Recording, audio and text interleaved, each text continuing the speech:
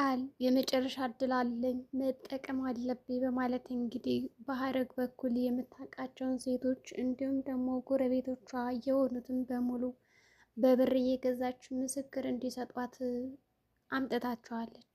በመጀመሪያም እንግዲህ እመቤት የምትባል የሀረግ ጎረቤት ስትሆን ሀረግ የተባለችው እንግዲህ ወጣት ቡና የምትሸጥ ሲሆን እንዲሁም ደግሞ የዕለት ተዕለት ጉርሻዋንና ገቢዋን ለማብዛት በማለት ቃል በነገረቻት መሰረት ነይ ዋሽልኝና 10,000 ብር እሰጥሻለሁ ኮሚሽን ከዛም በላይ ከፍልሻለሁ በማለት እንግዲህ የሐሰት ወሬዎችን ለሰላም እንድትነግራት አምጣትም ነበረ። በዚህ ቅጽበት ታዲያ ቃል ሁሉንም ሰው እጥፍ እየበለጠቻቸው ነበር።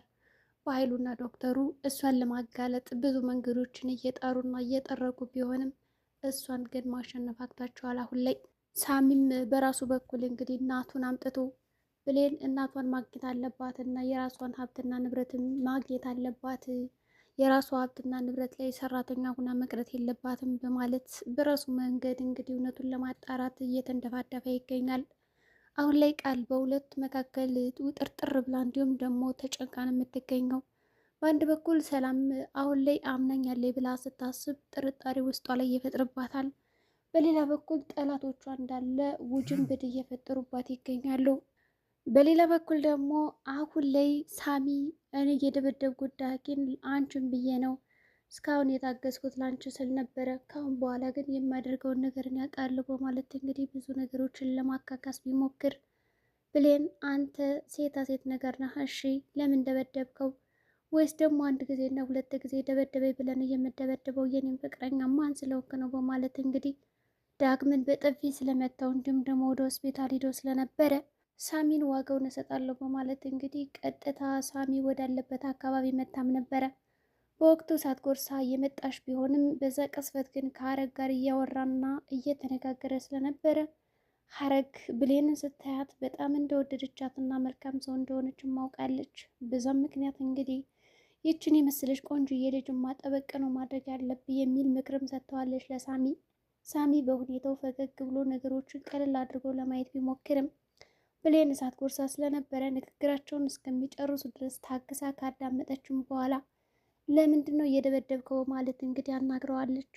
ሆኖም እንግዲህ እስኪ ወንድነትህ ከማን ላይ ነው? ከሴት ነው ወይስ ከወንድ ነው? እስኪ እኔን የምትመታኝ ከሆነ ያህለው በማለት እንግዲህ በጥፊ ብትጠበጥበውም እሱ ግን እኔ ምንም ልታረጊ ትችያለሽ፣ ከኋላ ሆነሽ በጮቤም ልወጊ ትችያለሽ፣ ነገር ግን ከአንቺ ላይ እጅን የማንሳት መብት የለኝም፣ ምክንያቱም በጣም ስለማወድሽ እና ስለማፈቅርሽ የአንቺን ደስታ ማየት እንጂ የአንቺን ሀዘንና ክፋት ማየት አልችልም። ስለዚህ እኔ የፈለግሽውን ነገር ማድረግ ትችያለሽ፣ ከፈለግሽም ደግደሽ ቀጥቀጭኝ፣ ደጋግመሽ የሚችኝ ግን ደግሞ በአንቺ አልቀየምም የሚል ቃላትም ነግሯታል።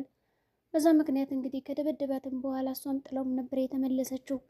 እኔ አይመለከትም አንተን አልወድም ብላ ደጋግማ የነገረችው ቢሆንም ሳሚ ይህንን ነገር አምነውን መቀበል ያቃተው ይመስላል። በሌላ በኩል ደግሞ እሷ ወደደችኝ አልወደደችኝ እኔ የማስኬደውን እንዲሁም ደግሞ የጀመርኩትን ስራ ለእሷ ደስታ ስል ዋጋ መክፈል አለብኝ ብሎም ያስባል። እንዲሁም ደግሞ ሀብትና ንብረቷን መመለስ ያስፈልጋል።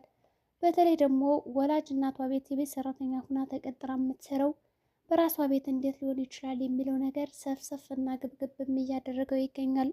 በዚህም መካከል የምከፍለውን ከፍዬ መስዋዕትን መክፈል ካለብኝ ከፍዬ ሁሉን ነገር ለራሷ መመለስ አለብኝ በማለት እንግዲህ ሰነዶችን እየፈላለገ ይገኛል። ሆኖም የመጀመሪያ ሆስፒታል ቃል ከተወለደችበት ሄዶ ወረቀቶችንና አንዳንድ ነገሮችን ሰብስቦም ይዞ መጥቷል። በዛም መካከል ሰላምን ይሄ የእሷ የትውልድ ቦታ እንዲሁም ደግሞ መቼና በመቼ ሰዓት እንደተወለደች የሚያሳይ እያንዳንዱ ሰነድ ነው። ስለዚህ ባክሽ እውነቱን ለማወቅ እዚህ ሰነድ ላይ ብትመለከች እና ፋይሎችን እያንዳንዱ እያገላበሽ ብታያቸው ቃል ያንቺ ልጅ እንዳልሆነች እና እውነተኛ ልጅሽ ደግሞ ብሌን እንደሆነች ታረጋግጭም ነበር። ነገር ግን አንቺ ሰው የሚልሽን አሰሚም። ይቺ ቃል የምትባለው ጭንቅላሽን መርዛ የፈለጋትን ነገር እየመረዘችሽ እና እየነገረችሽ ስለሆነ አንቺ የምታደርገው ነገር አሁን ላይ ግራ ግብት ብሎሽ እና ጠፍቶሽ ነው ያለ። በዚህም ምክንያት እኔ የምናደርግልሽ አልችልም። ነገር ግን አንቺ ብትሰድብኝና ብታንቋሽኝም ከዚህ ቤት ራሱ የፈለገሽን ነገር ብታረገኝ እኔ ነገሮችን ከማገላበጥ ወደ ኋላ አለን በማለት ሳሚ ሰነዶችን ወደ ቤት ይዞላት ከሄደም በኋላ አሁንም ቢሆን በጥንቃቄ እየፈተሸ ይገኛል። በሌላ በኩል አሁን ላይ ዶክተሩና በኃይሉ መተማመን የሚባል ነገር ጠፍቶባቸዋል። በዚህም መካከል ታዲያ እኔ የማደርገውን ነገር ማድረግ አለብኝ። ዶክተር ሰላም ሀሳቧን ቀይራለች። ስለዚህ ያለኝ አማራጭ ስለዚህ ዶክተሩ አማራጭ አለኝ እንዲሁም ደግሞ ሀሳብ አለኝ ብሎ ያሰበው እንግዲህ በኃይሉን የመጨረሻ ውሳኔ ማሳወቅና በኃይሉ በኩል መረጃዎች እንዲያመጣለት ነው። ሰላምም እንግዲህ አስመረምራታለሁ ብላ ያሰበችውን ነገር ቃሏን ስላጠፈችበት ያለው አማራጭ በኃይሉ ነው። በእርግጥም በኃይሉን አያምነውም፣ ግን ደግሞ ለስራው በጣም ወሳኝና አስፈላጊ ሰው ስለሆነ ነገሮችን ለማቀራረብ እንዲሁም ደግሞ ለመፍታት እየተገደደም ይመስላል። ሰላምም እንግዲህ ሀረግ የምትባለዋ ሴትዮ ወደ ቤቷ ተመልሳ ከመጣችም በኋላ የምታደርገው ነገር ሁላ ግራ ግብት ብሏት ነበር። ምንም ብትሆን እንደዛ ብዬ መናገር አልነበረብኝም። ያው ልጅን ከጎዳና አንስታ አሳቅፋ ምን ብላ ብዙ ነገሮችን አድርጋ አሳድጋልኝ አይደለም እና ደግሞ ልጅ ብላት ራሱ ብጠራ ምንም አይደለም። ይሄ ነገርማ ሊገባት አይገባም አሁን የተናገርኳት ነገር በማለት እንግዲህ ለተናገረቻት እያንዳንዱ ንግግር ይቅርታ ከጠየቀቻትም በኋላ ጉዳዩን ቀለል አድርጋ ነበር የተመለከተችው። ከደቂቃዎች በኋላ እንግዲህ ቃል ሌላ አዲስ ሰው ቀጥራ ይዛ መታለች። እመቤት የተባለችውን ካመጣቻት በኋላ ሰላም በይበልጥ ደግሞ ጸጸት ውስጥ እንድትገባ አደረገቻት። ለካ ቃል እውነቷን ነበረ። ያቺ ለካ ክስቷ ናት። እውነትም ያች ሴትዮ ያማታል የሚለው እያንዳንዱ ቃላቶች እንግዲህ መዥጎርጎር ጀምሮ ባይምሯ። በዚህ ቅስፈት ቃል በጣም ደስ ብላን ነበረ። ምክንያቱም ሰላም አሁን ላይ ቃልን ሙሉ ለሙሉ ልጅና ብላ እንድታምንና ጥርጣሬዋ እንዳለ እንዲወገድ ስለምትፈልግ ያንን ነገር ብር ከፍላ ከነገረቻትና ከመጣቻትም በኋላ ግን ደግሞ የከሸፈባት ነገር ነበረ። ሀረግ እንግዲህ ወደ ቤት ከሄዳለሁ ብላ በመንገዷ በምትሄድበት እያንዳንዱ አጋጣሚ ጎረቤቷ የሆነችውን እመቤትን እንግዲህ ከልጇ ገንዘብ ስትቀበላየች። በዚህም ምክንያት እንግዲህ በእርግጠኝነት ያች ቃልማ እብድ ናት ብላ መስክሪ ብላ ነው እንጂ ሁሉ ገንዘብ የሰጠቻት ዝም ብላ አይደለም የሰጠቻት። ስለዚህ ነገሮችን ማስተካከል እንዲሁም ደግሞ በጥንቃቄ መምራት አለብኝ እንጂ ይችን ቃል የተባለችን ማስነ ስርዓት ሳላዛት ወደ ቤት አልመለስም የሚል ቃልም ለራሷ ገባች። ወዲያውኑ የበሩ ደስታ እንግዲህ እያክነፈነፋት መንገድ ለመንገድ መሄድ ጀመረች። እመቤት ሀረግን ስታያት ግን ቅውጥ ባለ እንግዲህ አይምሮ ነበር የጠበቀቻት እና ያገኘቻት። በዛ ቅጽበት እንግዲህ ምን ብላ እንደምታስረዳለ ሀረግ በጣም ግራ ገብቷን ነበረ። ግን ደግሞ የገንዘብ ነገር ሆነባትና እናቷን ለመካት ተገዳለች። ቃል ለምንድን ነው ግን ይሄን ነገር የምትነግሪኝ? ምክንያቱም እሷ እናትሽ ናት። ለምንድን ነው ገንዘብ ከፍለሽ ውሸታም ለማድረግ የሞከርሽው ብላ ብትጠይቃት እመቤት የነገር አይመለከትሽም፣ አንቺ ሳምንት ሙሉ አረቄ ስትቸረችሪ ብትውይ እንኳን ይህን ያክል ገንዘብ አታገኝም። ስለዚህ በምሰጥሽ ገንዘብ ስራ ብትሰሪበት የተሻለ ነው በማለት እንግዲህ አስማማቻት። አጀሪትም እንግዲህ በጣም 10,000 ብር ለእሷ ምን ያክል ከባድና ብዙ ብር እንደሆነ ስለምታውቅ በነገሮቹ እሺ ብላ ከተስማማችም በኋላ ወደ ጉዳዩ ነበር የገባችው። ወዲያውኑ ሰላም አመነቻት አክስቷ እንደሆነችና ሀረግም እንደሚያማት።